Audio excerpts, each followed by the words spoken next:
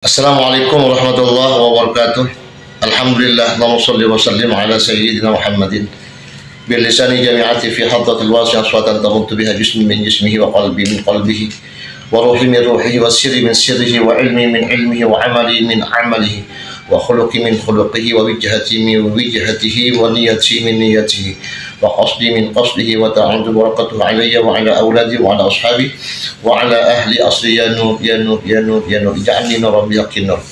Apa kabar semuanya sahabatku, tetap semangat, semoga kita selalu dalam keadaan sehat walafiat, amin ya rabbal alamin. Langsung saja kita menonton videonya biar tidak terlalu melebar, yaitu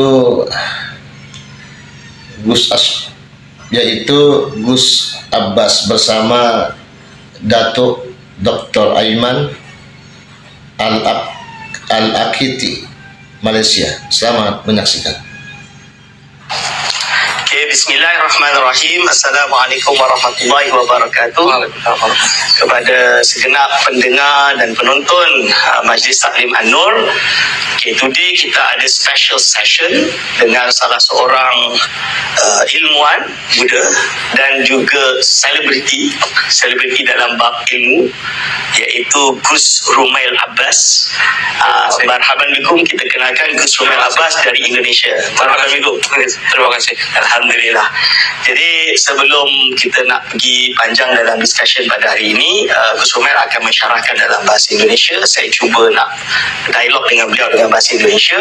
Jadi for those who do not understand, kita hope nanti mereka akan letak subtitle bagi some of the words, insyaAllah. So sebelum mula, saya kenalkan, ini Gus Rumail Abbas. Dia seorang ilmuwan muda kita dari Indonesia. Dia sebelum ni saya tak begitu berkenalan dengan beliau, tapi hanya dapat melihat presentasi beliau yang sangat ilmiah ketika polemik nasab berlaku di Indonesia, iaitu nasab Ba'alawi. Just short pengenalan, Ba'alawi adalah keturunan Rasulullah SAW melalui jalur Husaini, Ahmad Isa Muhajir dan turun, dan banyak keturunan Said yang ada di Malaysia, Al-Haddad, As-Saqaf, Al-Attas, Jamalulail, Al-Aidid bin Yahya dan lainnya, semua adalah intisab atau kembali kepada nasab yang paling besar, iaitu nasab Ba'alawi. Itu cerita dia. So di Indonesia baru-baru ini berlaku polemik 2-3 tahun yang lepas tentang ada yang usaha nak membatalkan nasab Ba'alawi. Berarti kalaulah diterima pembatalan tersebut, maka nescaya ulama-ulama, mufti-mufti Malaysia dulu yang daripada Said Ba'alawi akan terbatal, dan keturunan raja yang daripada Ba'alawi akan terbatal, dan bahkan lebih dari itu adalah guru-guru kita semua, termasuk di IIUM, kerana salah seorang rektor di Universiti Islam Antarabangsa adalah Ba'alawi. Oleh sebab itu, insyaAllah perkenalkan diri dulu Gus Rumail Abbas, dan nanti kita mulakan soalan, insyaAllah. Assalamualaikum warahmatullahi wabarakatuh. Kalau nama asli saya Ahmad, Ustaz. Dipanggil Rumail Abbas karena nama pena. Jadi sejak sekitar tahun 2009 saya sebagai penulis, cerpenis juga, dan penulis artikel. Nama itu diberikan guru, dan mungkin itu ada semacam takdir bahwa orang yang dibatalkan masa sekarang untuk konteks Ba'alawi itu kan Ubed. Nama aslinya Abdullah. Di tasghir nama saya Ahmad, di belakang nama belakang saya itu Ramli, dan waktu itu guru saya memberikan pelajaran sorof, nahu sorof di Alfiyah itu tasghir kan Fu'ailun. Jadi ada kedekatan, mungkin takdir mungkin dari Ubed menjadi peneliti yang cukup serius untuk nama ini adalah Rumail. Nama itu yang kadang-kali membuat saya, ya mungkin ada mitologi di sini, ada orang yang cukup serius dan punya nama atau pola nama yang sama. Nah, untuk keseriusan saya untuk konteks Ba'alawi sendiri itu ada 3 hal atau 3, 4, 5, mungkin sepanjang nanti biar saya jelaskan. Teringat waktu sekitar beberapa puluh tahun yang lalu, 80 atau mungkin 70-an, itu kan ada orang namanya Yosef Shah. Yosef Shah itu tokoh yang cukup terkenal, dan waktu saya kuliah S1 itu nama itu cukup masyhur. Dan disandingkan dengan satu ulama dari Saudi kalau nggak salah, namanya Mustafa Al-Azumi. Mustafa Al-Azumi punya murid namanya Kiai Ali Mustafa Yaakob, tetangga saya. Kebetulan sempat menjadi imam besar Masjid Istiqlal. Nah, waktu itu konsep perdebatannya itu sederhana dan ada kesamaan dengan Mbak Alwi ini. Kita tahu kalau sirah nabawiyah tertua itu kan dari Ibn Ishaq abad kedua Hijriah, dan itu pun disensor oleh Ibn Hisham. Antara dua tokoh ini tidak pernah bertemu. Keduanya cuma bertemu dari penyalin naskahnya yang namanya Al-Bakai. Tiga orang ini cukup problematik menurut saya karena tidak pernah sezaman dengan Nabi Muhammad. Bagaimana mungkin ya, ini premisnya, bagaimana mungkin kita menceritakan kisah Nabi, kita mempercayai kisah Nabi yang ditulis oleh orang yang hidupnya 200 tahun setelah baginda Nabi. Bagaimana cara memvalidasinya? Nah, hal yang sama kan juga punya kemiripan dengan konteks Mbak Alwi ketika catatan pertamanya itu baru dimulai konon dari Sayyid Ali bin Abi Bakar Sakran abad ke-9 895 Hijriah. Sementara orang yang ditulis itu kan Imam Ubaidillah itu wafat sekitar abad ke-4 Hijriah. Ada separuh milenium jarak antara pencatatan pertama dan tokoh yang dibahas. Ini bisa berakibat di banyak hal. Pertama, untuk urusan nasab, pembatalan nasab tidak boleh longgar. Pembatalan nasab juga termasuk dosa besar juga. Yang pertama. Yang kedua, untuk segi keilmuan, seluruh pondasi Islam itu kan diriwayatkan, disanadkan, dan tidak ada satupun catatan, tidak ada bukti material yang sezaman. Itu nanti akan mengikis kepercayaan umat muslim terhadap apakah bisa mempercayai hadis Nabi yang diriwayatkan kita di masa sekarang. Itu pun baru ditulis oleh Imam Bukhari di abad kedua. Kita tahu Imam Bukhari dengan baginda Nabi jaraknya kan hampir 200 tahun lebih. Nah, makanya ketika itu menjadi periwayatan dan tradisi Islam, mungkinkah hal itu bisa dikalahkan dengan cara yang cukup apa ya, kalimatnya cukup signifikan, sumber sezamannya ada atau tidak. Itu pakai argumentum silencio. Nah, yang terakhir ini dari sudut pandang historis, jika kita mempercayai hal itu, roboh semua tradisi Islam juga historiografi, bahwa apa yang disampaikan oleh semua ulama basisnya riwayat, oral history, dan divalidasi dengan cara ta'dil, validasi penilaian terhadap orangnya dobit atau tidak, siko atau tidak, semuanya akan runtuh karena semuanya metode epistemologi itu hanya berdasar pada satu hal, yaitu catatan sezaman, dan itu pun berbentuk manuskrip atau catatan dokumentasi. Makanya ketika ada orang yang bertanya apa motivasiku sebenarnya sederhana. Apa yang saya lakukan untuk Mbak Alwi itu merembet ke keilmuan yang lain. Pada dasarnya semua nasab itu kan diriwayatkan dari orang tuanya lagi, dan semuanya itu tidak akan berdusta kecuali memang ada syuruh wasifadah yang memang bisa dibatalkan, maktulah. Nah, keilmuan itu bukannya harus divalidasi dengan cara yang konyol. Keilmuan itu kan ya ilmu ilmu, harus jauh dengan cara yang sama. Mustafa Al-Azmi saya sebut itu untuk inspirasi karena dialah mungkin di antara sekian banyak ulama yang berusaha mencari catatan itu, meladeni itu. Terlihat konyol, tapi kalau dilihat secara baik, akhirnya dari Mustafa Al-Azmi kita bisa mendapatkan surat dari Nabi yang dikirimkan kepada Heraklius.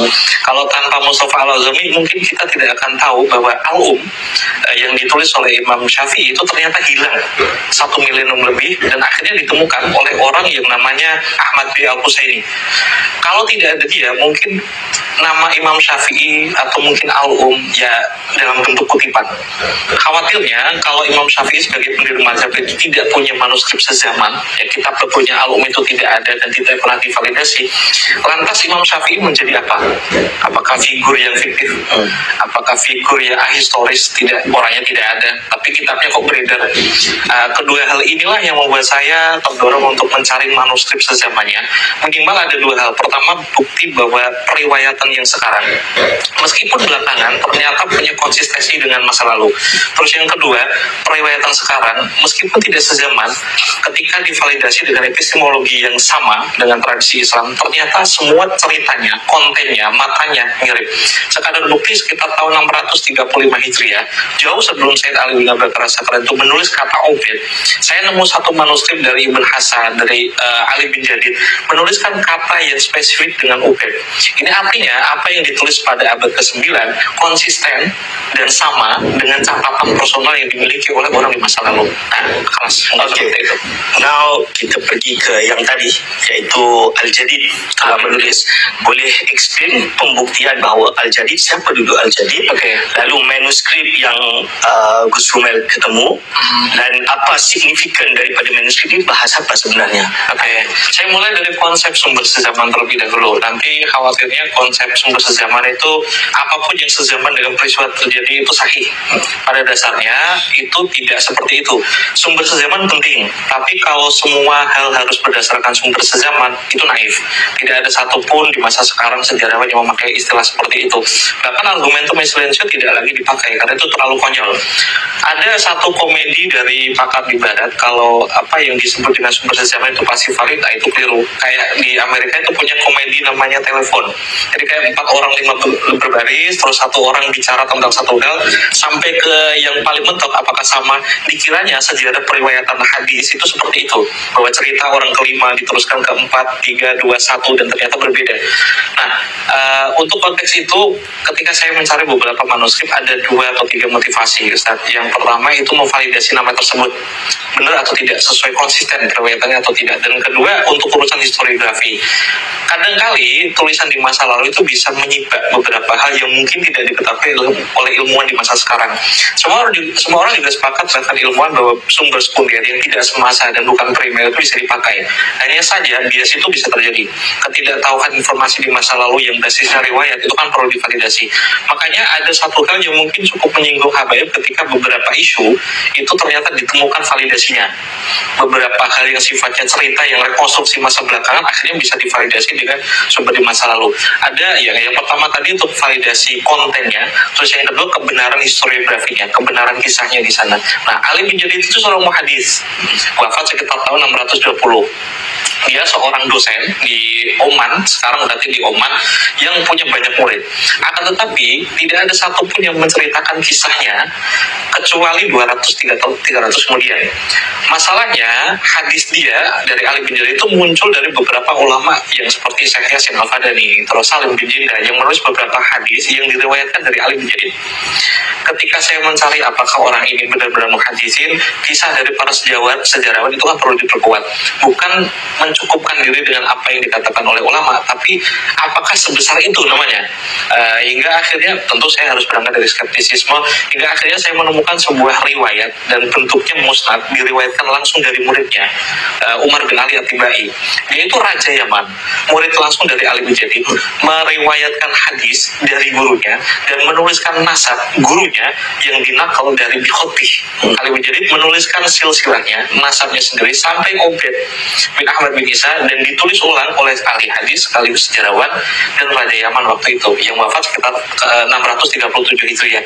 Tulisan itu tentu saja ditulis sebelum tahun 620 karena Ali bin Jadid wafat 630. Logika itu akhirnya membuat saya, apa yang menjadi basis kita untuk beragama, untuk tradisi Islam dan basisnya riwayat, ternyata tanpa harus kita mencari sumber sezamannya akurat dan konsisten. Hal yang sama bisa terjadi di banyak hal, sejarah, sirah nabawiyah, hadis, Sahih Bukhari dan Muslim, yang semuanya tidak sezaman. Tapi epistemologi untuk menyaring informasi itu ternyata ya cukup untuk membuktikan apa yang disampaikan Nabi lewat Imam Bukhari sama. Begitupun dengan nasab. So, boleh terangkan sedikit tentang manuskrip ini ketemunya di mana? Ya, ini panjang kalau ini manuskrip. Apa-apa, panjang juga, oke. Perjalanan ini panjang banget karena manuskrip itu awalnya tidak saya cari, tapi ketika melihat beberapa orang menyimpulkan bahwa tidak ada sumber sezamannya, saya terinspirasi dari Syekh Mustafa Al-Azumi untuk mencarinya.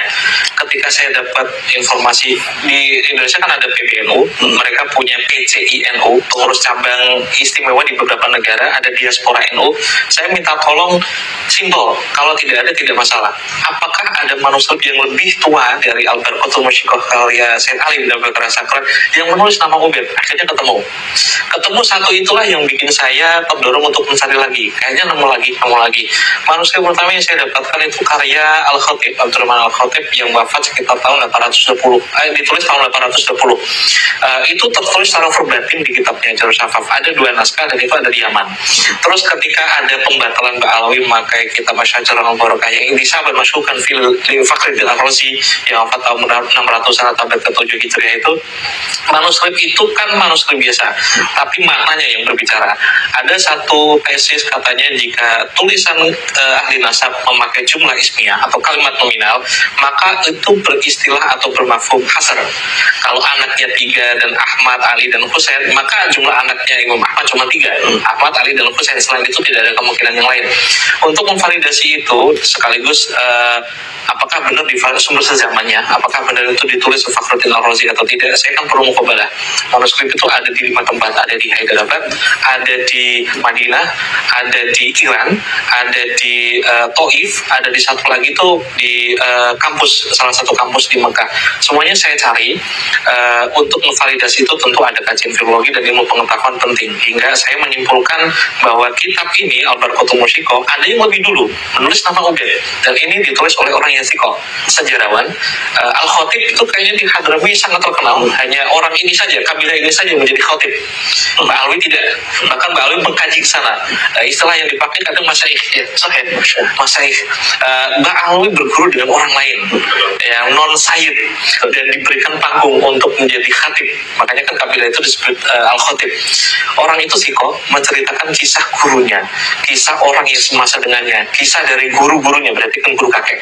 Cerita itu ternyata konsisten juga dengan beberapa manuskrip yang saya temukan seperti Ibn Hasan yang ditulis tahun 790 ketika mengisahkan orang yang bernama Muhammad bin Ali Al-Faqih Al-Muqaddam yang katanya itu ahistoris. Ada periwayatan berdasarkan seperti hadis katakan riwayat A hadasana an Muhammad bin Ali Al-Faqih Al-Muqaddam. Cerita itu konsisten dengan semua sumber baik sezaman ataupun tidak, hingga saya konfrontasi dengan manuskrip 606 itu dari 620 dari Al-Bin Jadid, semuanya tidak ada yang berbeda. Bahkan klaim tidak ada, ya kan katanya kan ada rekonstruksi nasab yang dibuat belakangan untuk memvalidasi tokoh yang tidak ada biar jadi ada. Sebelum orang yang diklaim atau dituduh mengada-ngada tentang nama itu, sebelum lahir malah, kitab yang saya sebut Ajarus Syafaf yang ada 2 itu, yang pertama di Yaman, yang satu di Madinah. Bukan di Madinah, di Saudi Arabia itu ada yang lebih tua, ditulis atau disalin sekitar tahun 1200 Hijriah, dan itu berdasarkan kitab sekitar tahun 900-an Hijriah. Semuanya konsisten, tidak ada yang berbeda dari segi barang materialnya saja juga. Isinya identik, memang tidak bisa saya sebut mirip sakat nasa, itu ada.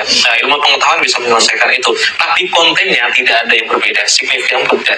Makanya yang paling pertama itu untuk membatah fitnah yang muntasyir sampai Indonesia secara umum. Apa yang disebut sebagai fitnah itu kan tidak perlu menjadi baru untuk menormalisasi fitnah, ya. Sayyid Ali difitnah sebagai orang pertama yang mendustakan nasab Mbak Alwi yang punya leluhur namanya Ubaidillah. Setelah ditemukan bukti materialnya, meskipun riwayat tidak diterima, apa yang seharusnya terjadi? Orang yang berakal, muslim yang berakal, pasti akan mengetahui bahwa ada yang salah dari fitnah itu. Ketika ada manuskrip yang ditulis tahun 820, itu Sayyid Ali baru 2 tahun, balik saja belum, Umayyah saja belum. Sudah ada orang ahli sufi juga, terus ahli hadis, seorang yang punya Al-Khatib, punya privilege yang digurukan oleh para sadah Hadrami di masa itu, yang menuliskan nama yang verbatimnya itu Ubaid dan Ubaidillah. Ya, saya mendorong orang-orang ketika fitnah ini sudah ada bukti materialnya, bagi muslim yang punya zaukun salim, yang punya keimanan, yang punya dorongan untuk mencari kebenaran, ya seharusnya jelas mengatakan bahwa ini ada fitnah dan orang ini salah. Itu memang seperti itu. Oke. So, dengan adanya manuskrip, manuskrip yang tertua tadi adalah 820 ke? 600. Tapi ini bukan manuskrip, ini manuskrip yang disalin oleh Al-Khatib, betul? 620 itu ditulis oleh Umar bin Ali At-Tibai, Raja Yaman. Yang Al-Jadid menceritakan tentang Al-Jadid, murid dari Al-Jadid. So ini hadis. Oke, seorang Raja Yaman menulis sejarah ibunya Al-Jadid, yang Al-Jadid ini mengambil ilmu atau keturunannya sampai kepada Ubaidillah yang sampai kepada Ba'alawi. Berarti kalau Abu Ubaidillah itu tahunnya berapa?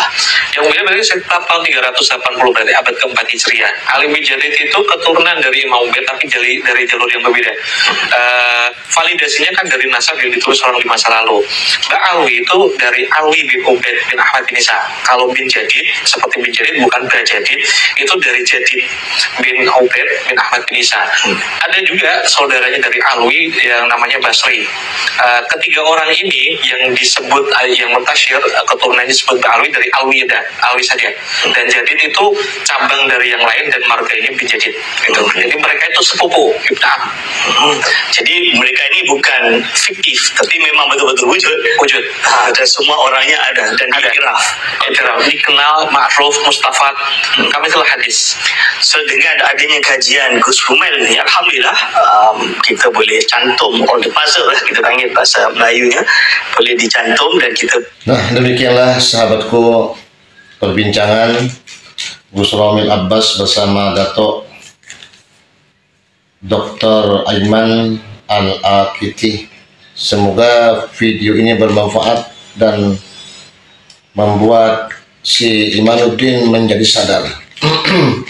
Bahasanya Imanuddin sebenarnya beliau tidak mengerti tentang nasab. Kalian suka dengan video ini maka di like, comment, and subscribe, dan jika tidak suka abaikan saja. Mohon maaf yang sebesar-besarnya jika terdapat hal yang kurang berkenan. Saya akhiri, ma'asalamu fi amanillah. Wassalamualaikum warahmatullahi wabarakatuh.